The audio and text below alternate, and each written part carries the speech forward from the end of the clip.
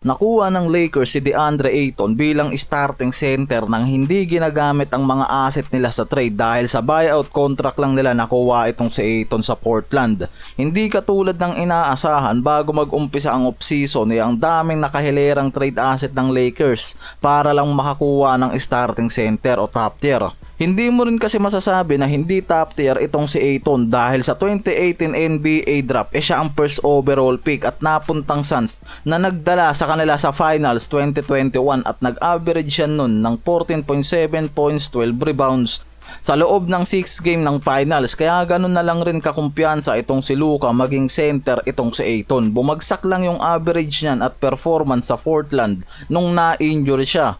Kaya nga kung maibabalik nga raw ng Lakers ang dating DeAndre Ayton pwedeng maging threat ang Lakers sa susunod na season. At kahit naman itong si Ayton sinabi na excited siya makasama si Luka at LBJ sa Lakers dahil nga nakikita nito na malaki ang maitutulong niya sa team.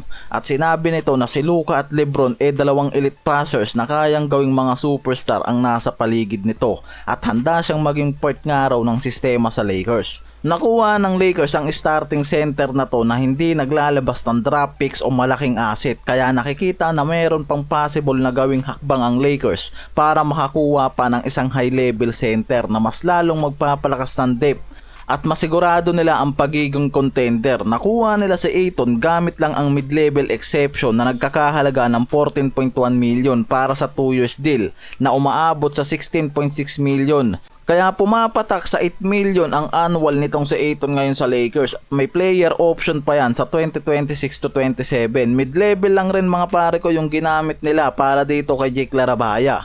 Kaya nakikitang kaya pang gumawa ng high value trade itong Lakers ngayon na mabubuo para sa masterpiece nitong si JJ Redick. Dahil sa biannual exception na pwede pa nilang gamitin mula sa 5.1 million.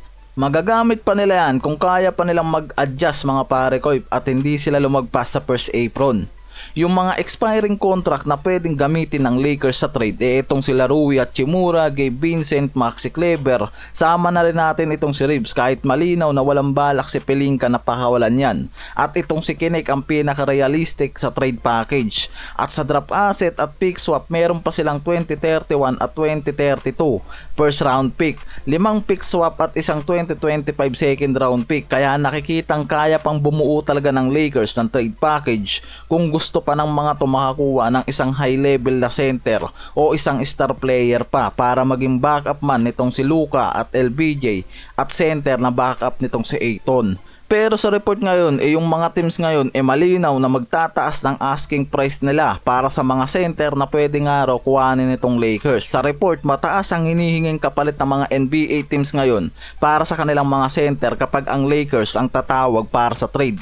Dahil nga nakikita ng mga to na marami pang asset ang Lakers na pwedeng makuha ngayon sa trade, lalo na sila Rui Hachimura, Dalton Kinnick at Gabe Vincent. Sila ni Claxton, Walker Kessler o Robert Williams III yung isa pa sa mga center na tinatarget ngayon ng Lakers na pwede pa nilang gamitin pang suporta sa front depth nila. Pero sa report nga inaasahan na kung gagawa nga ang Lakers ng trade offer sa mga teams na included ang mga center na yan hindi na ganun kadaling makukuha ng Lakers yan dahil sa taas ng asking price na ibibigay sa kanila, meaning na hindi nahahayaan din ng mga teams na makakuha pa basta-basta ang Lakers ng isang high level na center dahil gusto ng mga to na makakuha man ang Lakers ng center makakakuha rin sila ng mga high level asset dito sa Lakers. Ganon yung ginagawa ngayon ng mga teams para higpitan na makakuha pa ang Lakers ng isa pang sentro. Ganon din para sa mga star guard o forwards na available sa market na minamata ngayon ng Lakers. Sila Wiggins at iba pa gustong makuha sila Kinnick, Hachimura at Gabe Vincent na nakikitang overpay masyado kung ipapalit yan ng Lakers sa Miami Heat. Kaya ngayon mas nagiging komplikado ang trade na pwede pang gawin ng Lakers dahil kung tutuloy sila magsasakripisyo pa sila ng mga asset player na hinihingi ng mga team sa trade.